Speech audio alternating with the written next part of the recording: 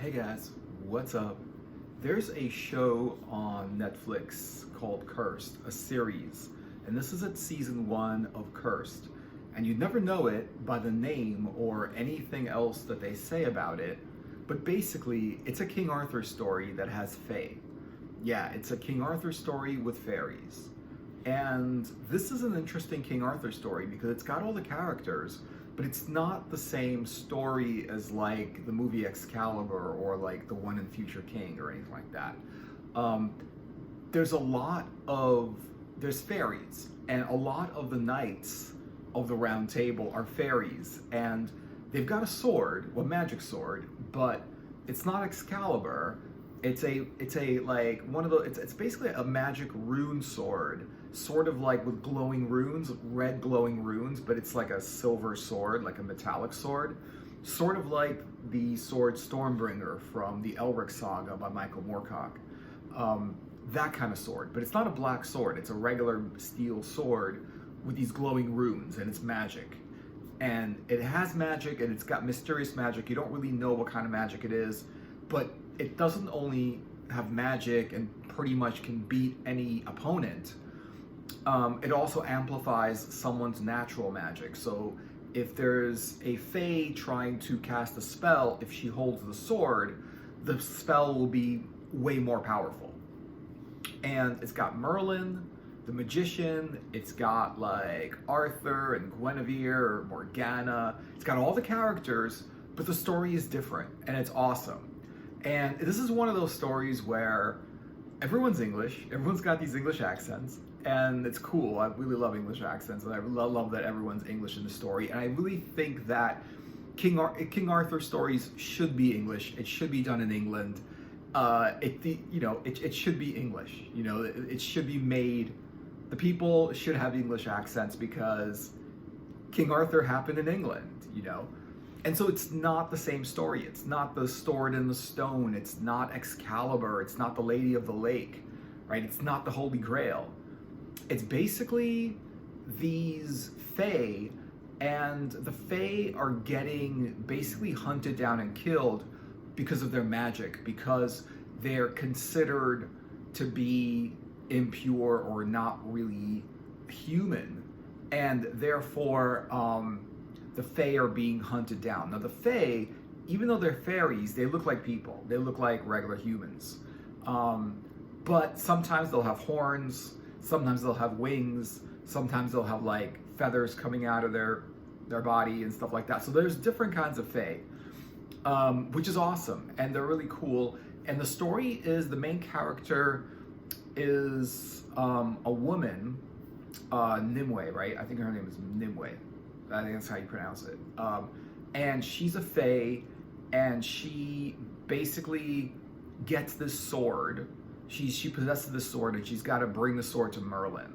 And that's how the adventure starts. They basically get attacked by these red paladins. And these red paladins are basically like, they consider themselves the soldiers of God, but all they do is kill people and like crucify them and like hang them up and just destroy them. They don't like anything magical. They don't like any fae. They don't like fairies, especially. They want to hunt them down. They're committing a genocide against the fairies that exist at the time. And so what happens is, like, they attack the village, and the fairies have to like scatter. Some of them go into the caves, some of them go into the forests, others find places to hide. Maybe they go into other cities or villages to blend in with the people there. And so it starts off with Nimue trying to bring the sword to Merlin, and she doesn't know where the hell Merlin is, but she wants to bring him there. Now they've got Merlin, they've got Uther Pendragon, who is a king at the time, and he's like the main king. He's like the real king. There's other like factions and people who are not like real kings. It's like the Frost King or something like that, or whatever it is, who's like a pirate. There's pirates. There's people that are kind of like kings of their little cities and stuff like that. But like Uther Pendragon is like the big king. He's the one with the armies, and he's the one that rules over cities and lands, and he's the big king. And Merlin is basically called upon to help him. Like, he wants Uther wants to use Merlin's magic to help him, or Merlin's wisdom to ask him questions and stuff like that. But Merlin, it's funny and it's cute that Merlin, he lost his magic somehow. He still has his wisdom and he's still smart, and maybe he does have his magic, but he's not kind of like making spells. But he lost his magic, and I'm not going to go into why or whatever it is, because I want to keep it non-spoiler. So like the plot is, because the plot's interesting. You want to see this as it unfolds if you haven't seen it yet, But he lost his magic, and he's still smart, and he still has his wisdom, and he's still Merlin. And to some degree, he does still have his magic. It's just not as powerful as it could be, And so I think it's funny because he's like an alcoholic, because he's constantly drinking, constantly passing out, but at the same time, he's powerful, he's wise, and and he's like one of the main characters of the story. And I really love how the story kind of like unfolds, and I really love how they changed it a lot. It's not your classic King Arthur story. It's not like the knights gather at the round table, the sword gets pulled from the stone, and then there's a hunt for the Holy Grail, and then Morgana's doing all this witchcraft and stuff to stop all these people. It's not that. It's an original story, and they start the series with, basically they say, before Excalibur, before King Arthur, before all of this stuff happened, was this story. And it's interesting, it is before, because the Arthur in the story is not king, and Uther's king. And that happened before, like that, I think, in the story that Uther was king before Arthur was king. And so Arthur wasn't king in the story. And they just basically, they created another story around the whole King Arthur mythos. They created another story around that. And it's an original story. It's not your old King Arthur story retold again and again and again, just like Excalibur retold the story. Excalibur, the movie, didn't change anything. They really didn't change. They changed things for the movie, but they didn't really change the story. The story in Excalibur, the movie, if you've seen Excalibur, it's the name of King Arthur's sword, the one he pulled from the stone, is Excalibur. And in Excalibur, the movie, that's what it's about. It's about Arthur's reign. It's about the quest for the Holy Grail. It's about evil witches that tried to stop him. It's about Merlin. It's about all that stuff. It's the story of King Arthur and his rise and becoming king, and how he gathers all the knights. And then there's this like quest for this Holy Grail that may or may not exist, and it's just this mysterious thing. But in this movie, it's a lot different. In the series, it's a lot different because there's Fae, which are fairies. Fae are fairies, and the fairies look like people. Some of them have horns, some of them have wings, but most of them just look like people. Nimue, the main character, the main fairy, she looks like a person, but they're being hunted, and it's crazy because it's a very, very cool medieval fantasy, and there's a lot of different forces at work. There's a lot of different things happening. So not to give anything away, there's a lot of these factions all fighting for this thing, and once people find out about the sword, they want the sword. And the sword in the series is not called Excalibur. Maybe it's not Excalibur. It might be a different sword. But they don't explain it. They don't tell you, oh, this is Excalibur, we called it something different. They call the sword in the series the Devil's Tooth. And it is supposedly the sword of the Fae royalty. It's like of the Fae kings and the Fae queens. It's the sword of the Fae and belongs with the Fae. But all of these other, Uther Pendragon wants a sword. Everybody wants a sword. Merlin doesn't want the sword. He says the sword is bad news. It's sort of like the One Ring, where it's like gives you power, but at the same time, it's not a good thing to have. You want to get rid of it because it's more bad than it is good. Even though it gives you immediate power, it's still like in the long run, it's corruptive and will bring people like a lot of bad things into their life if they hold on to it. And that's what Merlin feels about this sword. He doesn't want it. He wants to get rid of it. He wants to throw it out. But the thing is, you can't just get rid of this sword because whoever wields it is mad powerful, really powerful. So if Uther has it, he won't be able to get beaten. Like no one will be able to beat Uther's one-on-one with that sword and stuff. And if the sword is in the hands of someone who is magical, like Nimue, she is a fae, and she's got this power that she can kind of control the wood. She can kind of control branches and like plants and wood and stuff like that. So if she's being attacked or something, she's really not. She's not really like, she doesn't have a lot of defenses. I mean, someone could attack her and she really can't defend herself that much. And maybe it's just as much as an average person can, but she's got this magic where when she gets pissed off is when the magic really is when she unfurls this magic.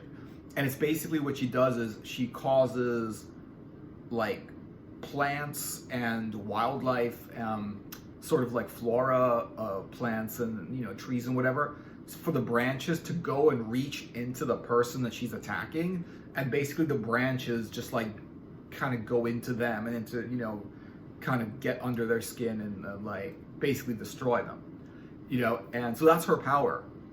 But with Excalibur, well, not Excalibur, with the Devil's Tooth, right, that could or could not be Excalibur, with this Devil Tooth sword, she can't be stopped. You can pretty much take on a bunch of people with just being one person with one sword.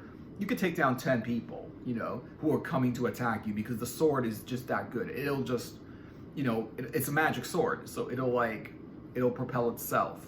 It'll do whatever it is. It will attack on its own. I find that this is I really do find there's a huge correlation, because the Devil's Tooth sword doesn't remind me too much of Excalibur in the movie Excalibur, because that sword, even though it was a great sword, it was a magic sword, it didn't behave like this one, with runes and that it kind of wields itself, and it controls the owner of the sword. So if the sword wants to strike somebody down, it will, and it'll kind of persuade the owner to get suddenly really, really emotional and angry and pissed off and strike somebody down, because the sword wants to do that. And that reminds me of Stormbringer from the Elric saga, the Michael Moorcock books, the Eternal Champion books, where there were runes on the sword. And I love how it's interesting that the more the Michael Moorcock stories gain in popularity, I remember a time when no one's heard of those stories. If you weren't into fantasy books, you didn't know those stories existed, And now The Witcher took from that story, and this also took from the story. But it's just such a cool thing to take from the story. A rune sword with red glowing runes, a sword that basically has its own mind and will do what it wants and will strike down whoever it wants, and basically controls the person that wields the sword to make the wielder of the sword, wielder of the sword, do the sword's bidding and do whatever it wants. It's an amazing thing. But just like any other way, and it was the same thing with Stormbringer, where Elric wanted to get rid of Stormbringer because it was evil and it was corruptive, and Stormbringer basically attacked Elric's friends and people that he loved, and struck them down because it felt like it, because it was an evil sword. And and when Elric tried to get rid of it, he couldn't, because he would be attacked by forces and he would have to re-wield that sword to defend himself against evil forces that were at work. And it was the same thing in this movie, where she didn't want the sword. She wanted nothing to do with it, but she needed it to defend herself and liberate her people. It's an amazing movie. It's an amazing series. And it's a great change of pace.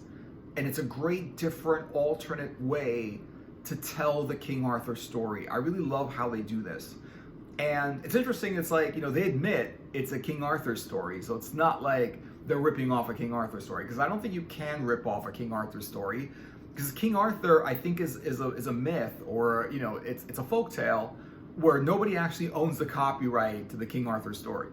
You know, it is a story that people told each other through the years, you know, since the Middle Ages or whatever, since around the time that this supposedly actually happened, you know. And so, you know, it's interesting how they changed it, and it definitely, like, if this is season 1, and I like what also they did was they didn't really finish at the end of the last episode. There's 10 episodes. I think we're at 6. Was it 10? I think it's 10 or 6 or something like that. It's 6. I think it's 6 episodes. No, it's 10 episodes or something like that. I think it's 10 episodes, and it's 10 episodes. And what's interesting is that they didn't finish the story. They kind of got to a waypoint in the story. You know, they finished some of the stories that were happening, but then, like, it felt like at the end of the series, other stories started to begin. You know, things were revealed, and you could see they're setting up for a season 2 of this. It's an interesting thing. Like, you get into it, and you watch like the first episode, and then you kind of get into it a little bit, and you watch a second one. You're like, I don't know if I'm gonna keep watching this. You know, I'll watch another one, and you watch the third, and you're like hooked, and then you're like watching the fourth and the fifth and the rest of them. And yeah, you just get hooked on it. And by the end of it, it's supposed to end, right? And it doesn't. There's no ending. It's just there's some things kind of ended, and other things began.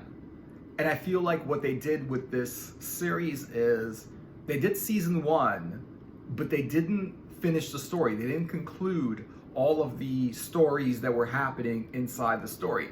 They kind of like ended it a little bit and kind of didn't end it. It kind of began some new, you know, lines of story that probably they're going to continue in season 2, hopefully. I'm definitely in it for season 2. I definitely want to see season 2. You gotta see this. This is pretty cool. If you like fantasy, and if you like medieval fantasy, if you like fae, fairies, or if you like magical creatures, the Merlin story, the whole King Arthur story, Excalibur, if you like that movie, check out this series. It's on Netflix if you have Netflix. If you don't have Netflix, get Netflix, because Netflix has so much good shit right now. There's so much good stuff on Netflix, and this is a Netflix original series. And it's amazing how like the Netflix original series are very good quality series, like really good. And they get you hooked, and you want to watch the whole, like you want to binge the whole series. It's so good. Some of the stuff on there is amazing. It's just like better than any other movie, because a movie is about like 2 hours long approximately, right? And that's it. The series, it's like one season could be 10 episodes, could be 12 episodes, could be more than that. And then you know, like a little while later, like if people like the first season, there's going to be a second season. It's just a continuation. So it's a lot of content, and you really binge it. The quality of their stuff is so on par. It's so good. You got to get Netflix. Check it out if you don't have it already, or if you can get this some other way. It's really worth watching. It's a completely different take on the King Arthur story. It's a completely different take on Stormbreaker. I'm not sure if this is where this is gonna go. Like if the Arthur in the story is gonna be king or not, or I mean he's gonna be king. I mean that's how the story went. So they've got to kind of be true to some things in the story, or they might just change everything completely, but I don't think so. But this seems to be like they advertise as a prequel to the King Arthur story, a prequel, but it's not really a prequel. What they did was they changed everything about the story, and they made it new and different, so new and different that you don't know what's going to happen next. You don't know the classic, you know, what happens in the whole King Arthur story. You really don't know what's going to happen next. And the characters and the acting, it's very, very like original, and it's a very new take on the story, and it's told a different way, and it's a completely different story. It's just that story, but told differently. They made it different enough that it's an original story. It's just that mythos, you know, but it's 100% original. They didn't like, you know, steal anything from anyone else. It's just really original, and the things that happen are very, very original. It's just a completely new take, and it's got to do with the Fae at the time of the story. And at the time of King Arthur, there was a lot of Fae, and I think I know in Excalibur there wasn't a lot of Fae. In Excalibur, everybody was human, but at the time there were humans and they were Fae, and this is a story about the Fae, and also the conflict between the Fae and the humans. And not every people did dislike Fae, and Fae did not dislike humans. It was just this Red Paladins that were trying to exterminate everyone, and they were like the villains. They were the bad guys, and they were trying to exterminate all the Fae. And yeah, it's really amazing, and can't say too much about it because I don't want to spoil anything. You want to see this. It's worth it if you like fantasy. Check it out. It's called Cursed, and you'd never know it's a King Arthur story. You'd never know unless you start watching it. In the beginning, they explain it, say, before King Arthur, before all this happened, this is what happened, you know? So yeah, it's basically supposedly before King Arthur and all that stuff like that. So check it out. Cursed on Netflix. Let me know what you guys think. If you saw the series, if you're gonna see the series, or whatever. Thanks for watching. I hope you liked the video. Like and subscribe, share the video so more people know about this movie. And I'll see you guys in another video later.